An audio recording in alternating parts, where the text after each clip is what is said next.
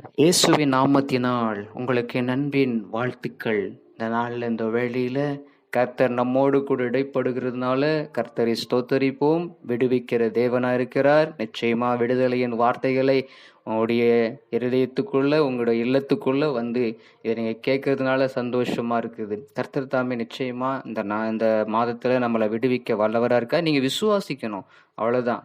அப்போ இதுக்கு பாருங்க, சங்கீதம் 37ஆம் அதிகாரம் 40வது வசனம். கர்த்தர் அவர்களுக்கு உதவி செய்து அவர்களை விடுவிப்பார்.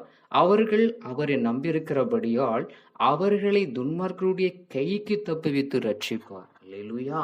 எவ்வளவு அழகான ஒரு வார்த்தை இல்ல? ஆண்டவருடைய வார்த்தை என்பதே ஒரு அழகான வார்த்தை தான். அனுதினமும் நமக்கு அழகான வார்த்தைகளை நம்ம கேட்டுக்கொண்டிருக்கிறோம். அப்படி இருக்கப்படும் பொழுது நமக்கு அவர் உதவி செய்வார். கர்த்தர் நமக்கு உதவி செய்வார். உதவி செய்யாம போயிடுவாரா?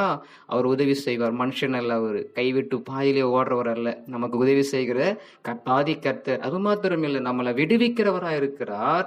அது மாத்திரமில்ல, நம்ம அவரை நம்பிட்டோம்ல, அவர் நம்ம என்ன பண்ண மாட்டாரு, அவர் ஒருபோதும் நம்மளுக்கு என்ன பண்ண மாட்டார், விட்டு போவது மாத்திரம் இல்லை, துன்மார்க்க நம்முடைய கைக்கு நம்ம ஒருவேளை நம்ம சிக்கி கொண்டிருக்கலாம், அதுல இருந்து அவர் நம்மளை தப்பிவித்து நம்மளை ரட்சிக்கிறவரா இருக்கிறார். இருந்து மீட்டெடுத்து நம்ம இருக்க வேண்டிய இடத்துல கர்த்தர் இருந்து அதுல இருந்து நமக்கு என்ன பண்ணுவார், தப்புவிக்க வல்லவரா இருக்கிறார்.